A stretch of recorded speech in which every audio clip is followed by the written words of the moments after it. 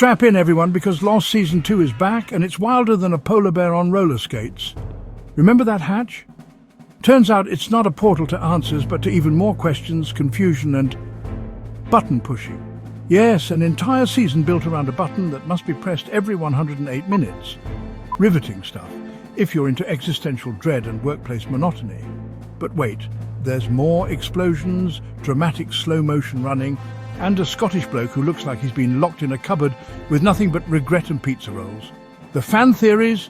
Utterly bonkers. Smoke monsters, hidden numbers, secret societies, and don't forget the pizza rolls paradox. No, seriously, pizza rolls. Is any of this going to make sense? Probably not. Will you be entertained? Absolutely. This is the season where logic takes a holiday and chaos books a round-trip ticket. So, if you're ready for more twists, turns and unanswered questions than your last group chat, stick around, you won't believe where this goes. Right, so Season 1 of Lost ended. They blew open a hatch. What was inside? An answer, a conclusion?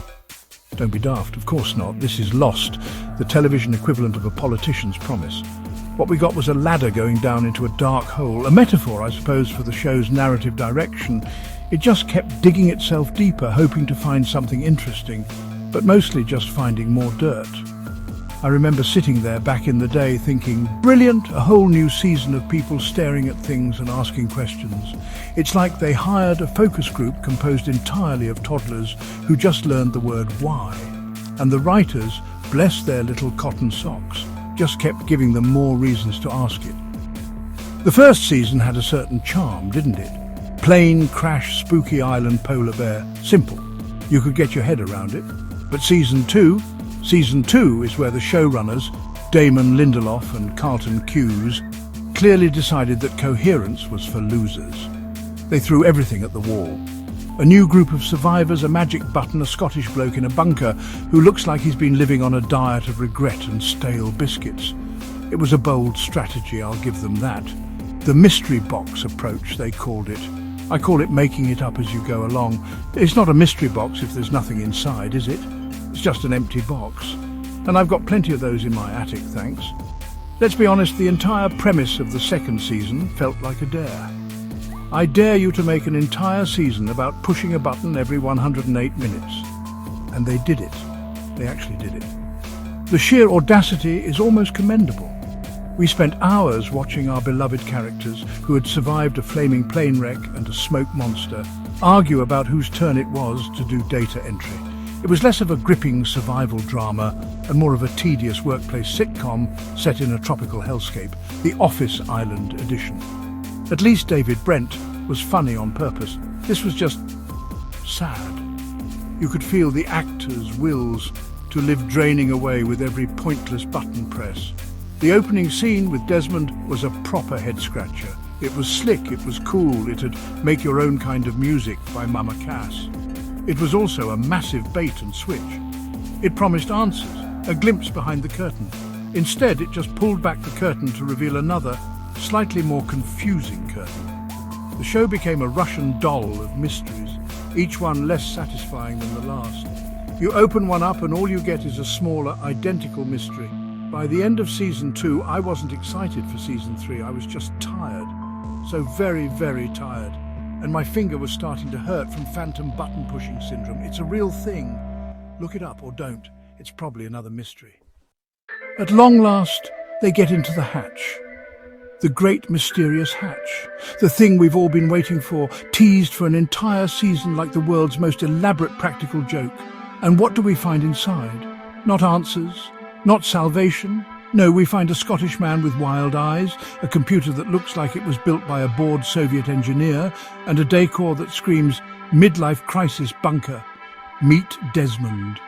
The poor soul condemned to spend his days typing numbers into a terminal like Sisyphus with a keyboard.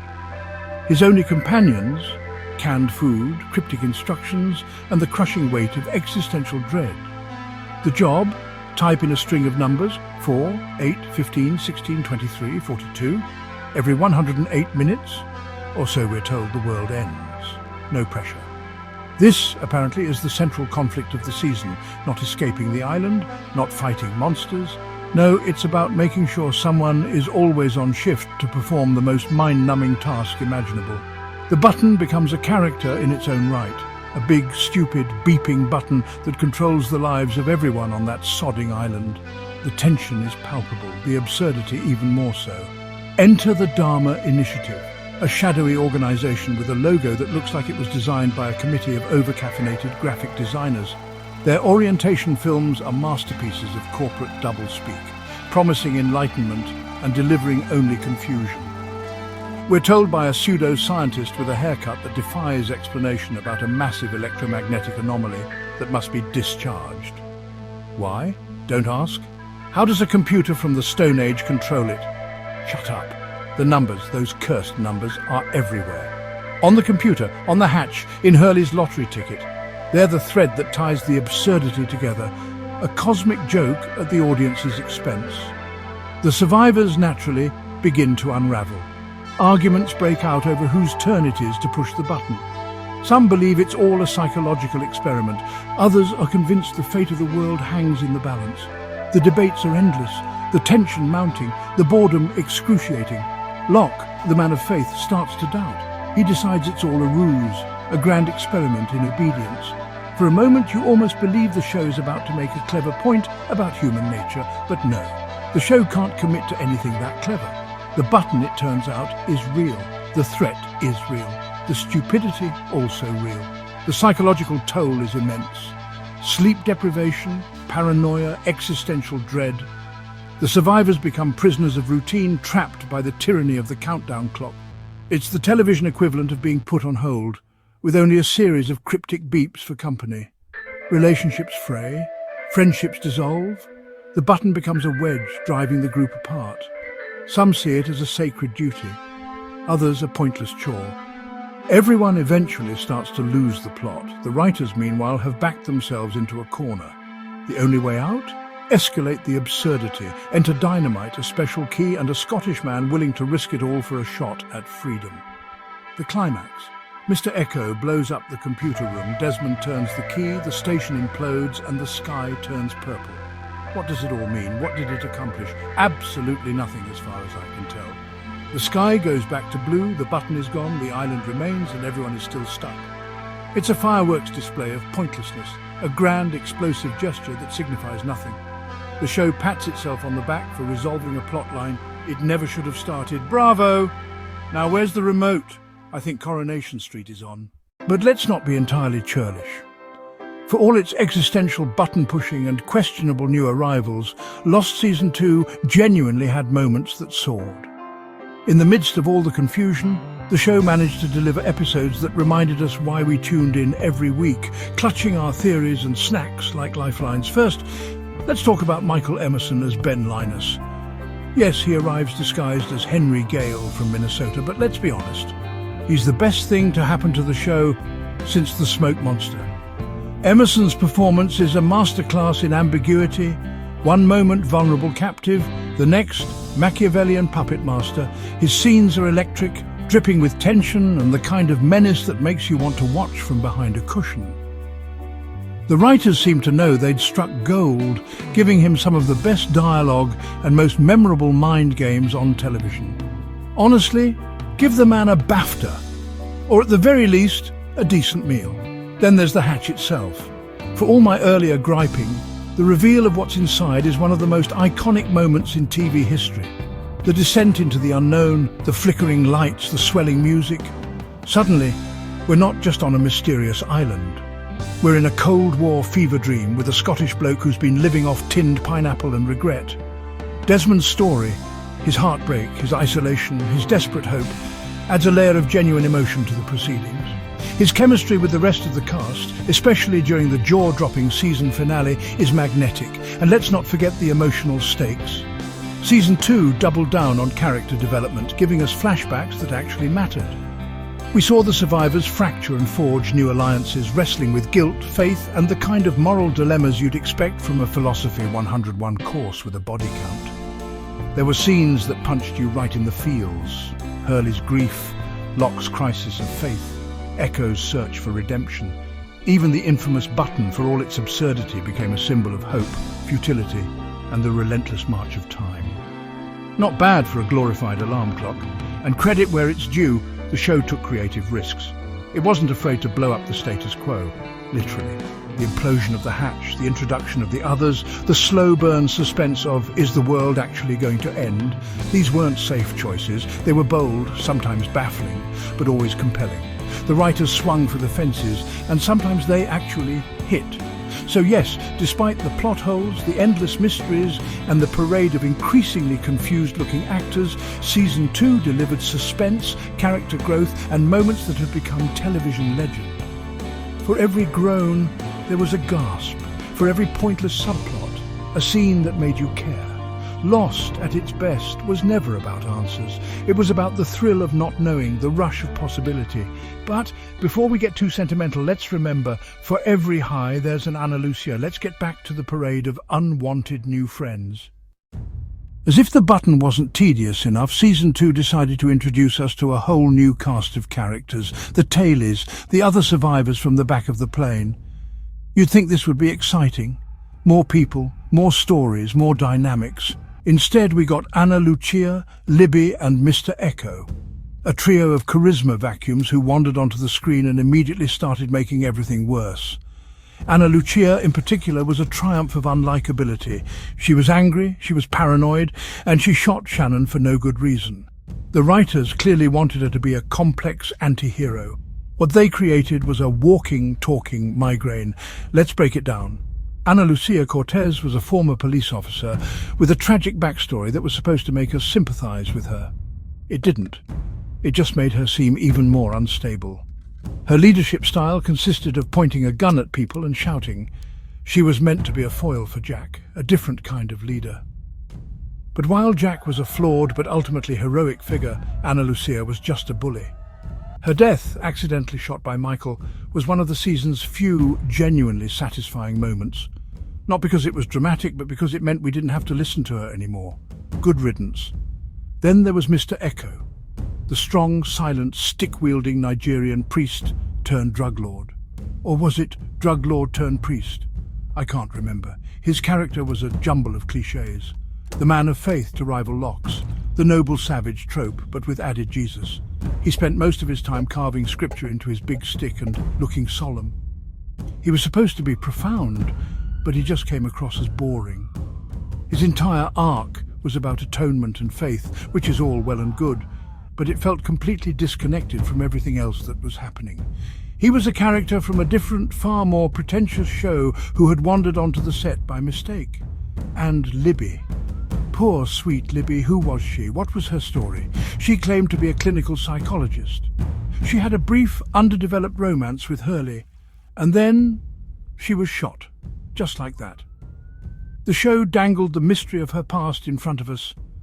She was in the same mental institution as Hurley. She gave Desmond his boat, and then snatched it away.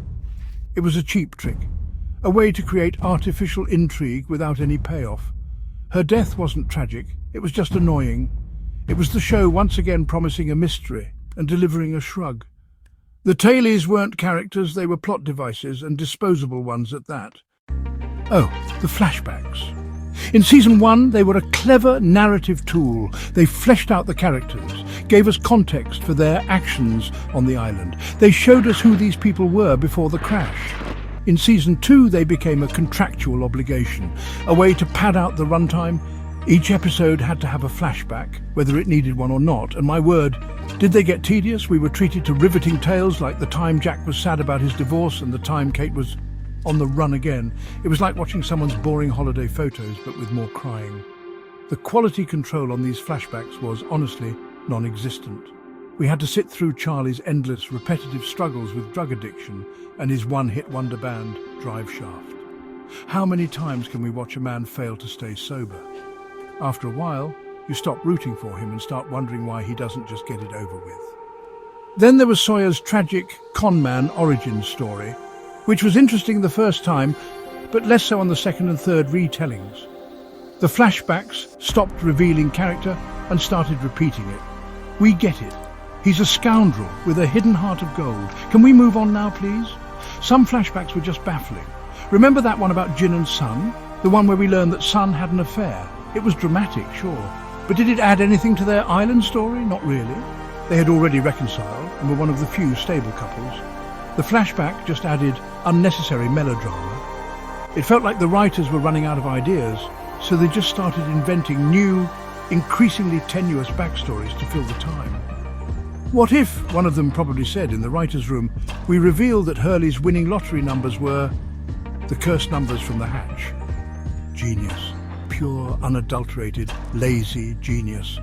The worst offender, though, had to be Michael's flashback, the one where we learn he had to fight for custody of Walt. It was meant to justify his later actions, his betrayal of his friends to get his son back from the others. But it didn't. It just made him seem a bit pathetic. And it led to the single most annoying plot point in the history of television. Michael wandering through the jungle shouting, "World!" over and over again. It became a meme for a reason. It was emblematic of the flashbacks themselves, loud, repetitive, and ultimately going absolutely nowhere. They were a narrative cul-de-sac in a show that was already lost. So, after 23 episodes of button-pushing, tedious flashbacks and unlikable new people, we finally arrive at the season finale. Live together, die alone. A two-part epic that promised to tie everything together. It did not. Instead, it just threw more mysteries onto the ever-growing pile. The episode was a whirlwind of nonsense. Michael leads Jack, Kate, Sawyer and Hurley into a trap. Desmond's boat turns up. The others, led by a man who looks like a mild-mannered accountant, capture our heroes. And of course the hatch implodes, turning the sky purple. It was all sound and fury, signifying nothing. The big reveal of the others was a masterclass in anticlimax. Throughout the season, they had been built up as these terrifying, almost supernatural figures. Whispering in the jungle, living in squalor, wearing fake beards. So who were they really? A bunch of book club members living in nice houses with modern conveniences. It was a classic lost misdirect, the kind that makes you feel a bit silly for ever being invested in the first place. Their leader, Ben Linus, was certainly creepy, but the threat level plummeted the moment we realised they weren't savage island dwellers, but just a weird suburban cult. The cliffhanger was the show's bread and butter, and this finale had them in spades. Jack, Kate and Sawyer are captured. Michael is given a boat and sails off into the sunset with Walt, never to be trusted again. And then the final scene. Penny Widmore, Desmond's long-lost love, is contacted by some scientists in a polar research station. They've detected an electromagnetic anomaly. It was Desmond turning the key. The implication: the island isn't so isolated after all. It was a cool moment, I suppose, but it was just another question. Another thread left dangling. Another promise of answers to be delivered next season. Maybe. Looking back, Season 2 was where the rot set in. It was bloated, self-indulgent, and far too pleased with its own cleverness. It took the tight, character-driven premise of the first season and stretched it until it broke. It prioritized mystery over meaning, twists over character development, and cliffhangers over conclusions. It was a season built on a foundation of stalling tactics, from the button to the flashbacks. It was a 24-hour-long Shaggy Dog story that ended with the show winking at the camera and saying, "Tune in next year to find out what any of this meant." And like fools, we did. We always did. And so here we are. The end of Season 2. If watching Lost was like waiting for pizza rolls to cook, then Season 2 was the ultimate gamble. You stand there, peering through the oven door, hoping for perfection. Sometimes you get one that's molten lava inside, ready to incinerate your tongue. Sometimes it's still frozen in the middle, as cold and unsatisfying as another unanswered question about the numbers. We had it all. A polar bear that appeared just long enough to be forgotten, numbers so cursed they became a meme, and a soundtrack that made pushing a button feel like a life-or-death disco. The fan theories? Oh, the wild, glorious nonsense. Purgatory, government experiments, time travel. By mid-season, the only thing more elaborate than the mysteries was the collective madness of the fandom. In the end, Season 2 was a tray of pizza rolls left in the oven just a bit too long. Some bits were scalding, some were icy, and none of it was quite what you ordered. But like the hungry fool you are, you always go back for another bite. Hope springs eternal, or perhaps it's just sodium-induced delirium. And if you thought this season was wild, just wait. Season 3 is queuing up in the shadows, promising more mysteries, more chaos, and inevitably more pizza rolls. Will we finally get answers or just more creative ways to burn our metaphorical tongues? Only one way to find out. Roll on Season 3.